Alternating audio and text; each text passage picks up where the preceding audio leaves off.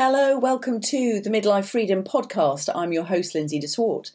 It's my absolute pleasure today to share an interview with you of somebody that I met during the summer, and her name is Sue Willoughby, and she runs a business called Willoughby Coaching, which she's going to talk all about it with you because she actually decided to buy a horse farm in midlife. So our interview today talks about how she got there, why she decided to do that, and what she does at her horse farm today. So I hope you're going to enjoy the episode. Let's jump in. Hey, Sue, how are you today? I am very well. Thank you for inviting me on your show. I'm so excited to be here, Lindsay. You are so welcome. And actually, I have got to say, I'm so excited that you're here. Just before in our conversation, obviously, we could talk horses forevermore and coaching. Absolutely. And That's all the good things. But what I would love to do today is to find out about you and your journey, and obviously how you really stepped into your dream and started your dream business, because that's what so many people want to do. And quite frankly, doing that after 50 or even after 40, actually even ever, is a terrifying step. So would you tell us a little bit about kind of how it started? Was it the whole corporate world kind of start? Yes. I was a bit of a late bloomer to begin with. I sort of stumbled around through, menial jobs, and then I moved to Seattle and had an opportunity to go back to school, learn some new skills like video production, and I fell into training and instructional design, and was an instructional design for corporate training, mostly in tech, for probably the better part of 25 years. And then I just got tired of the corporate world. I worked for a large aircraft manufacturer in flight training for about 10 years of my corporate career, the last 10 years. And I was like, you know what? I'm done. I just couldn't get it up to go into, I'd be like, oh, I had a great weekend, did some cool things. And then I'm like, the Sunday scaries. I'd walk in the door and I'd be like, oh my God, I can't be here anymore. Yeah. So I had already gotten my real estate license. So I was doing real estate part-time as an investor. I'm like, you know what? I'm just going to do this full time. Mm-hmm. So I literally decided I did have a little flight experience. I jumped out of an airplane. I was like, okay, I'm going to go skydiving. I'm just going to be like, okay, if I'm going to jump into something new, I'm going to jump out of a perfectly good airplane. So I did. And that sort of catapulted my decision. I went in and said, you know what? I quit. I left a really nice, high-paying 6-figure job and said, I'm going to do real estate full time. Mm-hmm. So I did. When was that? Oh gosh, 2016, I think, somewhere around in there. Yeah. And it was fun. I really enjoyed it. I like working with people. I'm one of those extroverted introverts, or is it the other way around, where I can really turn it on when I want to, but then I'm like, oh my God, I need a nap. Right. Yeah. I totally get it. I hear you. But horses have always been part of my life. When I was a kid, I would make my mom take me to the barn in like 3 feet of snow. I grew up in upstate New York, and I would just be there all day rolling around in the hay or doing whatever. I just wanted to, I would eat their grain. I was into it. And then horses would find me periodically. I'd drift away from them for whatever reason. I'd drift back. And then when I was around, I don't know, my late teens, early 20s, I saw an ad in the local kind of newspaper that they were looking for a camp for individuals with special needs. We were looking for a counselor or program director for a horse program. And I was like, that sounds like fun. Let's go do that for like $100 for the whole summer. That'll be awesome. Yeah. Awesome. Much to my mother's chagrin. Right. So off I went to camp, and it was therapeutic riding. And I didn't even know what therapeutic riding was at the time. Mm-hmm. But it was so much fun. And I have connections from that time in my life that are my lifelong friends. I've known for over 40 years now. Wow. But it was fun. I mean, we were out there. It was hot. It was sweaty. It was icky. It was dirty. It was like, I'm like, yeah, bring it. Uh, and then, I worked in special ed for a while. But the horses have just always been there for me, quite honestly. Mm-hmm. I told you about my little Arab that I had, Dream. Her name was really Dream Angel. So it's kind of like My Little Pony, right? Yeah. Wow. And she was challenging, and I was going through a challenging time in my life. And we were there to oddly support each other. Mm-hmm. Yeah, I totally hear it. And then that brought me back to, I was like, you know what? I really want to work with horses on some level that is, back in the therapeutic riding world or something. Mm-hmm. And so I found a therapeutic riding center, and I got involved with them. Became part of it. I don't do anything small. Once I get involved in something, I kind of go all in. And I got involved with them, and then I realized I don't want to do therapeutic riding. I'd rather just work with the horses, which then led me to equine massage. So I got my certification in equine massage. I'm like all over the place, right? But there is a path, right? There's a thread through everything. And they just the horses have never left me. And one thing led to another, led to coaching. And I found it used to be the Coel Institute.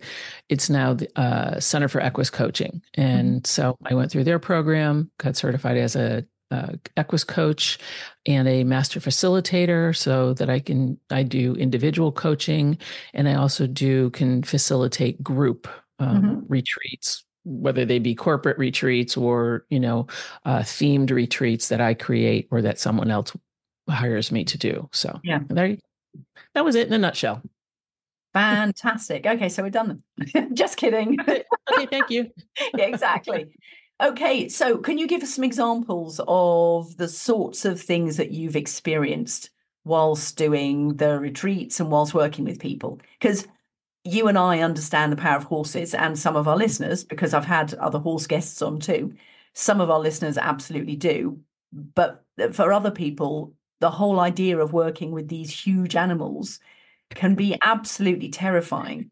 It is intimidating. My horse Moose is like 1,200 pounds. And I'm like, you're a big boy. Yes. Thank you for that. That's a great question. And I do get a lot of people that say to me, and I'm sure you've encountered this as well, horses scare me, right? Always. Yeah. I'm afraid of horses, right? I'm afraid of horses. Well, what's not to be afraid of just on their size and their power alone? Yeah. So there's a little bit of education involved, and I have to remind people that, you know what, here's the thing. Horses are prey animals. And they look at me like, what do you mean a prey animal? I'm like, they're prey animals. We are predators, right? Our eyes are in the front of our head. Theirs are on the sides of their head. They have all this, incredible, almost 360 vision. And they are constantly concerned about their well-being. Are they going to, is that thing, whether it's a plastic bag or a bucket or a person or whatever, going to do them harm in some way? So they're so in the moment and in their bodies that when people are in their presence and in the vicinity of a horse, it helps to bring us back into our bodies and be able to, and I do a lot of that kind of work, like, somatic, where are you? Where are you feeling that? What are you feeling when they're with the horse? Because the horses can sense incongruency between our insides and our outsides, because we're all really good at having that front, right? That persona that we take out into the world. And horses are like, girl, I see right through that. Don't even. Yeah, you don't can't even hide. Bring that in here with me. You can leave that out there. Absolutely. No, you just can't hide it from horses. Nope. And that's what makes the coaching so effective. Is the person will be in the arena or the ring or whatever it is with the horse. The horse is completely at liberty, so doesn't have a halter on, it doesn't have a lead rope, and the horse is free to be a horse.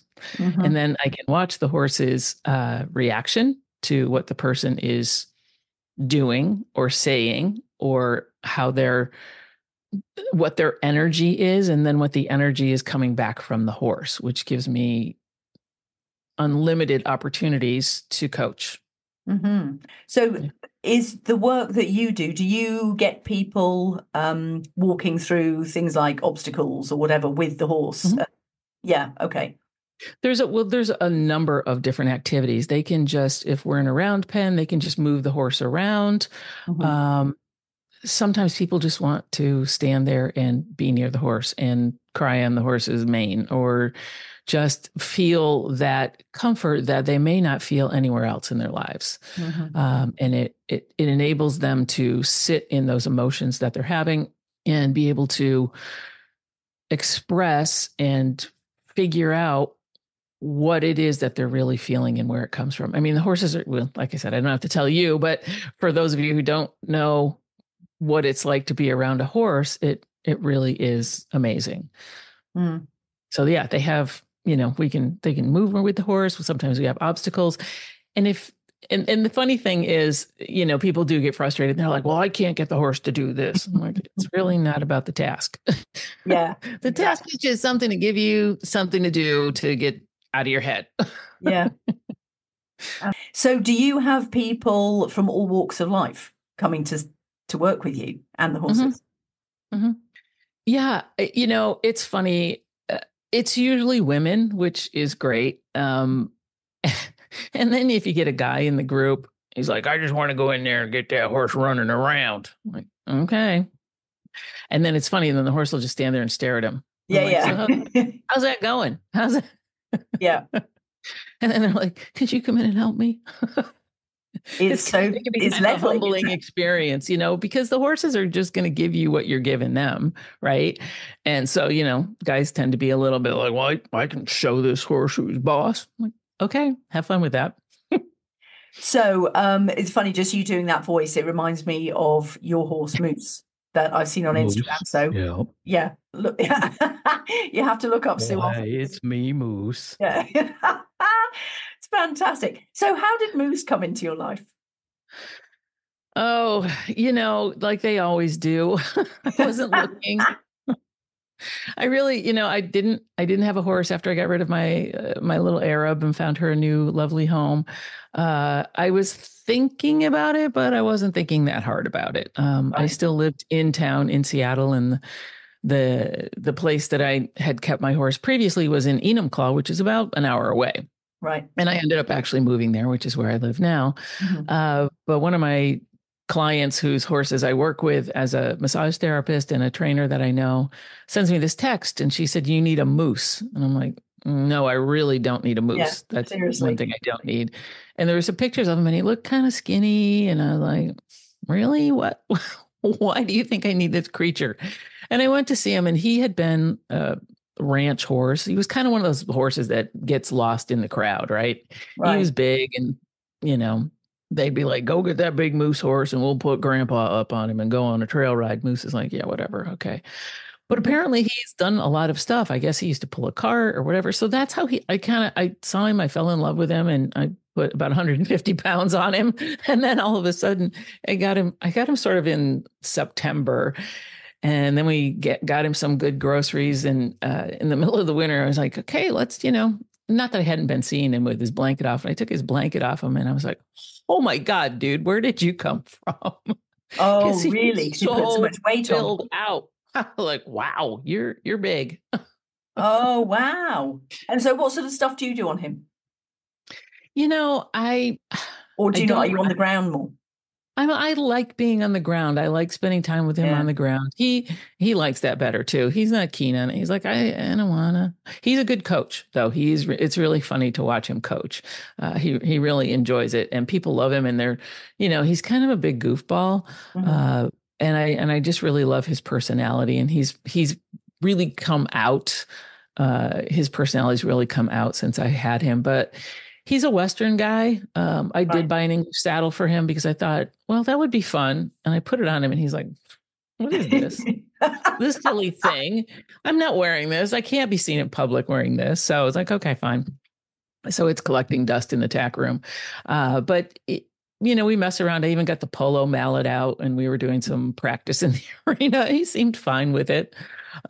So he's pretty much up for anything, but I think he hasn't had a ton of exposure. I don't know. He's kind of a big mystery, and he will let you know little things, little snippets at a time. So he's a funny guy. Mm-hmm. What I'm really interested in also is kind of your transition points. So you said, how long do we have? Well, you see, that's the thing, because by the time we get to midlife, we've all been through a number of transition points. Exactly. And it's just a question of which ones do we resist, which ones do we tolerate, which ones do we allow to move us onto a different path or a different trajectory. So would you be happy to share any of yours? Absolutely. Absolutely. As you said, when we get to a certain age, we can reflect and go, oh, there's one. Yeah, I kind of started out going down the wrong path. I'll be honest with you. With my mom being a single alcoholic parent. Well, my parents were together, but not for long. And anyway, and then I lived with her. So I grew up really quickly, and I was, my whole theory is like throwing spaghetti at a wall and see what sticks. I was just like a bull in a china closet, whatever cliche you can think of, just kind of barreling through life and hoping for the best, I guess, or expecting the worst. So my comfort zone was truly discomfort. Okay. Which in some ways served me well, because it allowed me to not be afraid to try stuff and do stuff, because I figured, well, what the heck, right? I may not be here tomorrow anyway. I did have a really dark place when I was around 19 and attempted suicide, which is not common knowledge. Really, that's kind of, no one really knows about that. And I would love to say that was a turning point in my life, but it really wasn't. Really? Okay. Well, I was I did not have the emotional intelligence at that age to be like, okay, well, I'm here still, so let's continue on this journey, however it may be. Okay. Incrementally, but I partied way too much. That was my focus. I held down jobs, but partying was my focus. I came out when I was 17, which was a turning point for me. I'm like, oh, okay, I get it now. Yeah. And then I actually met someone when I was, in my sort of mid 30s, around 1991, 92. Right. And, they were, in my mind, out of my league. Right. And they gave me an opportunity to move across country. And I did. I took it and got me out of my current lifestyle that I was living in Connecticut, and moved out to the Seattle area. And that was the biggest turning point in my life. I was able to go back to school, or go to school. I was 35, and here I am going to secondary school, or whatever that is. Yeah. I got an AA degree in video production, so I went back to college, which I didn't do when I was younger. Yeah. But now I was ready for it. So that was a huge turning point in my life. And had that not happened, and had I not had that kind of support and those opportunities, I wouldn't be here right now.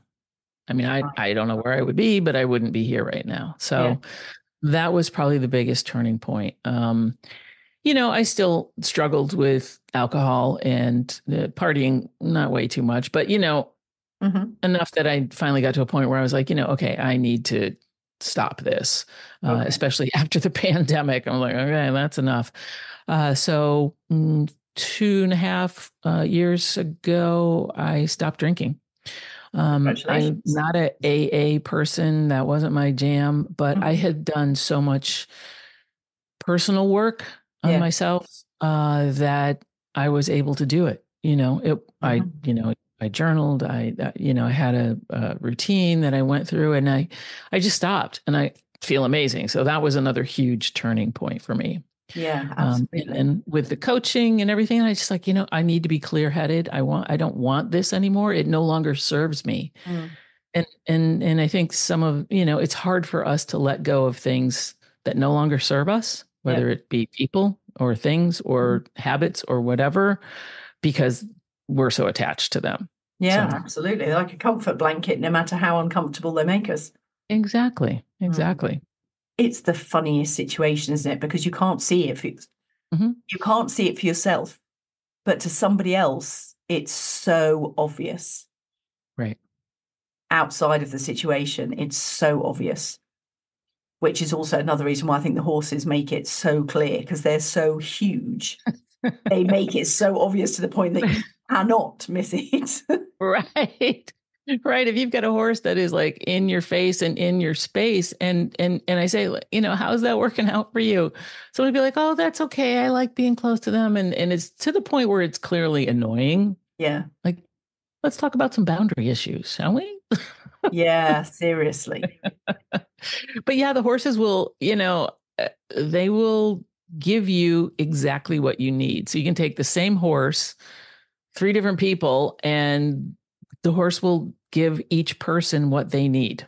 Amazing. It's not a one size fits all. It's, they sense what's really going on inside of us, which is incredible. And it's incredible to witness people, and a lot of times just someone stepping into their space will cause someone to just completely just release everything. Yeah. It's amazing. And then the horse will release and come over and be supportive. And yeah, it's fun. Yeah, it's amazing. Because I do, when I do Reiki with the horses, and very often, oh, cool. If there is a part that you just feel really stuck on, and it's just not shifting for whatever reason, and then you're kind of drawn to go wherever else on the horse it needs to go. And that's when I ask the owner and say, okay, so what's going on with you in this particular body part? And as soon as they acknowledge it, then the horse releases it too. Isn't that cool? It's absolutely unbelievable. The first few times it happened, I was like, that's surely a fluke. And then it happens every time, which is why we laughed about it at the very beginning. We said about the tears. And I said, oh, no, most people I talk to end up in tears. Yeah. Right. Well, it's true. Just because of the release, they can't help but be around that kind of energy from the horse and not let their guard down and not release. So yeah. And the Reiki thing too. Yeah. Like I said, I use that as one of my tools in body work with the horses. But it's so much more powerful than actually doing horse massage. And I don't even have to, I hands off Moose and he's like, what are you doing? Yeah, absolutely. So how did you get into the Reiki side of things? Where did that fit into the story? Well, part of my spiritual journey was energy work and learning more about energy work and energy work with myself. And then when I was learning equine massage, I had an opportunity to do some Reiki work with a shamanic healer who was also, she had a shamanic healing program, but she worked primarily with animals. And people, animals and stuff. So that's amazing. How I started the Reiki journey there. Yeah. Oh, fantastic. Okay. Well, we could do about another 10 episodes about that. Let's just have a mini series, shall we? Yeah, what a great idea. So let's move on to the kind of the midlife thing, because you really help women to step into that next chapter. I do. That's my focus. I want women to understand that you're never too old to start doing something that you love or that you don't even know that you love, to just try something new. Hence my learning to play polo when I'm 64. Because I've just always done that. I wanted to learn to fly. Someone gave me a gift certificate for a little solo flight lesson. And then I went on, I got my pilot's license, bought a plane, like I said, I go big, right? Go big or go home. You really do, don't you? Well, So do you still fly I now? don't. I mean, you never lose your pilot's license, but I'm not current. It's another, you Right. can only have one money pit at a time. And right now it's Yeah, and horses will do that for you. well, and flying too, if you don't fly all the time, you end up being a weekend warrior and Yeah. you just got to keep those skills up because that's a little bit more dangerous than riding a horse. Yeah. But anyway, back to the question. What was that? Oh, the midlife. Yeah, just the midlife thing, really, just the whole experience of, the people that you work with. And my intention, as I think with this podcast, is that people who listen, they find an ounce of inspiration or they find some motivation to think, well, hold on a minute, if they could do that, then perhaps my dream actually isn't out of the realms of reality. Exactly. And a lot of it comes from, people, we all get stuck, right? We look at the same things, we go to the same places, we hang out with the same people. And a lot of times there are people in our lives that will pull us down and keep us where they want us to be, because if we grow, then they're left behind. And honestly, that's not a bad thing sometimes, right?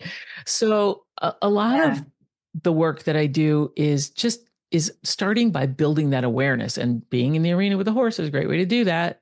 I'm like, be the horse, be the horse, be the horse. What's going on around you? What are you feeling? Where is it in your body? What's coming up for you? If there's something that you're going after, what's stopping you? Where do you come up against that wall, that boundary? Where is that? And doing that exploration experientially to say, oh, okay, well, that's all it is. It's not a 20-foot brick wall. It's a speed bump, right? Let's get over that speed bump and go on to the next one. So it's about building that awareness, embracing that discomfort, which is a workbook I'm happy to share with your listeners. And and the other thing that I'm doing is I'm developing online programs that will bring the wisdom of the horse into the online coaching programs that I have, to enable people to learn those skills if they don't have the ability to coach one-on-one with me or another coach. But the biggest thing I think is that when you're in that explorative state, and you're surrounded by people that are really limited and negative and whatever, you need to find someone to support you and guide you and help you understand what is really going on and how you can get beyond it. And that's where coaches come into play, be in something objective. Let's see, maybe a horse.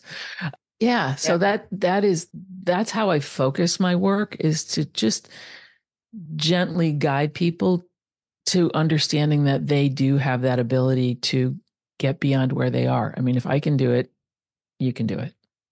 Yeah, I mean, that's how I feel absolutely after the moves I made. It's like, you know what? Would I wish it on anybody? No. Let me make the path a little smoother for you. Yeah, seriously. Do I want to experience it again? No. But can you survive it? Absolutely, you can. And do you come out a different person on the other side? Yeah. So what is that new version of you then capable of doing? Exactly. And I think it might actually be one of the posts that I read of yours, or a quote that you put out, and I think it's, don't let doubters stop you, but never doubt yourself, or something like that. It was something along those lines, and I went, "Ooh, I love that." People... Yeah. So well done you. If it was your quote, well done. So, and another interesting thing is, and one of my coaches has said, if you feel like you are the smartest, most capable person in the room, you are in the wrong room.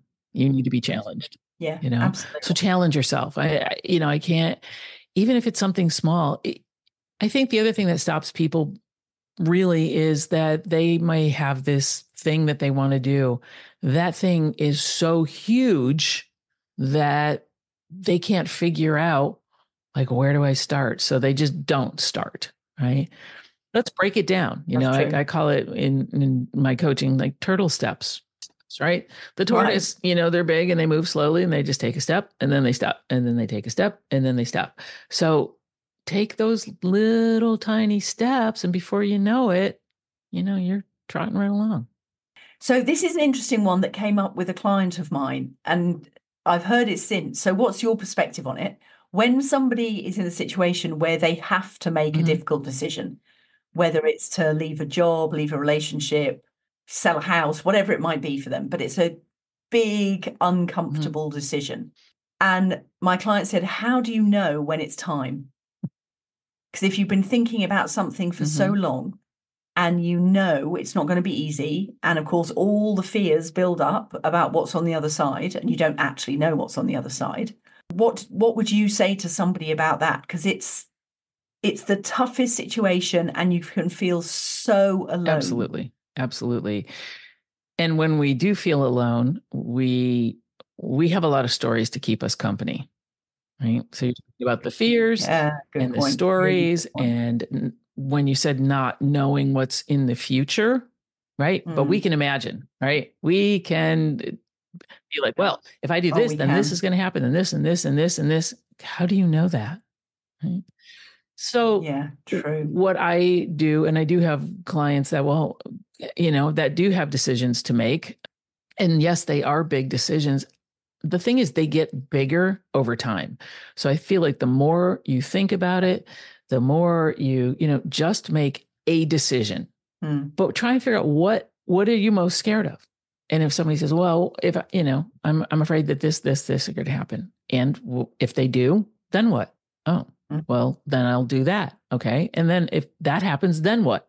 So I try and take them down that path of, okay, what's the worst that can happen if you make this decision? Right. Well, what's the best thing that can happen? How does that feel? And then once again, I try and bring them into their body, right? And say, if you made that decision to do that thing, sell that house or get that new job, how would you feel? How do you feel?